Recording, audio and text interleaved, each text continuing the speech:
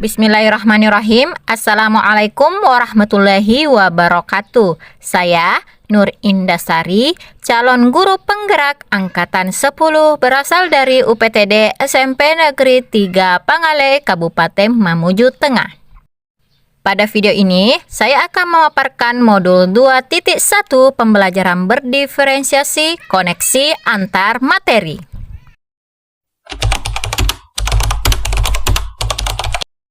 Pembelajaran berdiferensiasi adalah usaha guru dalam menyesuaikan proses pembelajaran untuk mengakomodasi keragaman kebutuhan belajar murid di dalam kelas. Melalui pembelajaran berdiferensiasi, guru mempertimbangkan siapa yang mereka ajar, apa yang mereka ajarkan, di mana mereka mengajar, dan bagaimana mereka mengajar.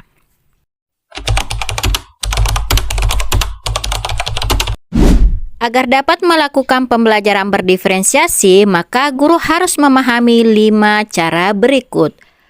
Pertama, tujuan pembelajaran didefinisikan dengan jelas, yang mencakup sesuai dengan kurikulum, capaian pembelajaran, dan memiliki tujuan pembelajaran, indikator, serta asesmen.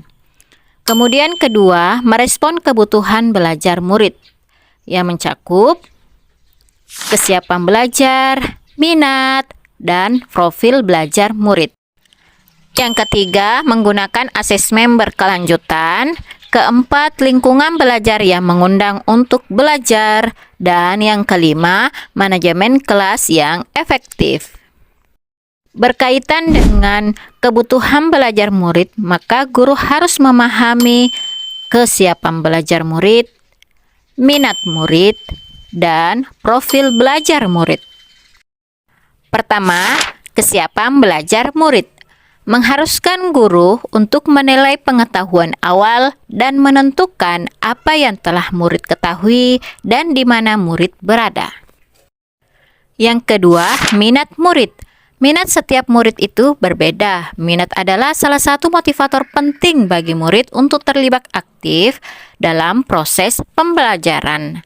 Beberapa minat murid seperti olahraga, seni, dan kegemaran akan teknologi. Dan yang ketiga, profil belajar murid. Beberapa profil belajar murid yaitu lingkungan belajar, misalnya terkait dengan lingkungan asri, suhu ruangan, tingkat kebisingan, jumlah cahaya, dan sebagainya. Kemudian memiliki latar belakang budaya yang berbeda, gaya belajar yang berbeda seperti visual, auditori, dan kinestetik. Dan yang terakhir adalah kecerdasan majemuk. Kecerdasan majemuk terkait dengan visual spasial atau logik dan matematik. Untuk mengetahui kebutuhan belajar murid yang berbeda tersebut, maka guru bisa menggunakan beberapa cara berikut untuk mengidentifikasi kebutuhan belajar murid tersebut. Pertama, bisa menggunakan berbagai asesmen awal dan asesmen formatif. Karena praktik pembelajaran berdiferensiasi haruslah berakar pada asesmen. Kedua, guru juga bisa mengidentifikasi pengetahuan awal murid sebelum proses pembelajaran. Ketiga, guru bisa mereview dan melakukan refleksi terhadap praktik pembelajaran atau pengajaran yang selama ini dilakukan. Berikutnya, guru juga bisa berbicara dengan guru murid sebelumnya. Guru juga bisa membaca rapor murid dari kelas mereka sebelumnya. Dan guru juga bisa mengamati perilaku murid-murid misalnya melalui wawancara atau observasi langsung selama proses pembelajaran. Adapun strategi untuk mendiferensiasi pembelajaran terdapat 3 jenis, yaitu diferensiasi konten, diferensiasi proses, dan diferensiasi produk, di mana guru dapat melakukan salah satu atau kombinasi di antara ketiganya. Yang pertama, diferensiasi konten. merupakan hal-hal yang terkait dengan apa yang kita ajarkan pada peserta didik. Guru perlu menyediakan bahan dan alat atau materi dan media pembelajaran yang sesuai dengan kebutuhan belajar peserta didik. Yang kedua, diferensiasi proses merupakan kegiatan-kegiatan yang bermakna yang dilakukan oleh peserta didik di dalam kelas, di mana guru harus bisa memberikan kebebasan berdasarkan kesiapan, minat, dan juga profil atau gaya belajar peserta didik. Dan yang ketiga, diferensiasi produk. Diferensiasi produk berupa bukti yang menunjukkan apa yang peserta didik telah pahami dengan cara membedakan atau memodifikasi produk sebagai hasil belajar peserta didik, hasil latihan, penerapan, dan pengembangan yang telah dipelajari.